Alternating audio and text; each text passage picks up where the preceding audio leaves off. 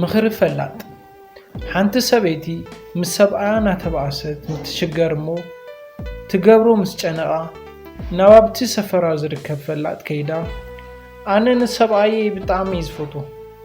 ግን ኩሉ ግዜ ኢና ንባእስ እንታይ ይሕሸኒ ኢላ ተጠይቆ እቶም ፈላጥ እውን ንእሽተይ ሕስብ የብሉ እሞ ናይ ኣንበሳ ጨጉሪ ሕስክለይ ንዒ ሽዑ ከመይ ምስ ሰብኣይኪ በሰላም ክትነብሩ ከም ትኽእለኪ ክነግረኪ ይብልዋ ንሳ እውን እንታይ ሓሲቦም እዮም ከምዚ ዝብሉን እንታይ ሓሲቦም እዮም ከምዚ ትእዛዝዙኒ እናበለት ወፂኣ ትኸይድ ኮይኑ ግን ሰብኣያ ክትስእኖ ስለ ዘይደልየት ነቲ ዝተባሃለቱ ክትፍፅም ናብ ጫካ ወረደት ናብቲ ዘፍርሕ ጫካ ምስ ከደት ብጣዕሚ ዘፍርሕ ኣንበሳ ረኸበት ቀስ እናበለት እውን ናይቲ ኣንበሳ ፀባይ ተረድአቶ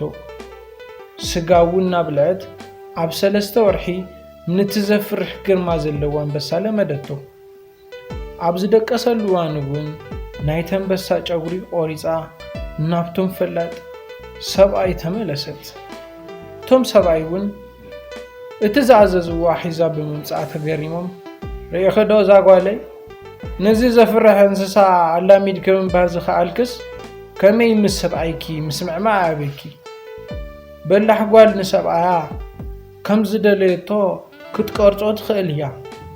ንስኺ ዘለየኪ ትዕግስትን ናይ ሰብኣይኪ ፀባይ ምርዳእን እዩ ምሕጓስ ተኽኢልኪ ንሱ እውን ንዓኺ ሕጉስቲ ክገብረኪ እዩ ምክንያቱ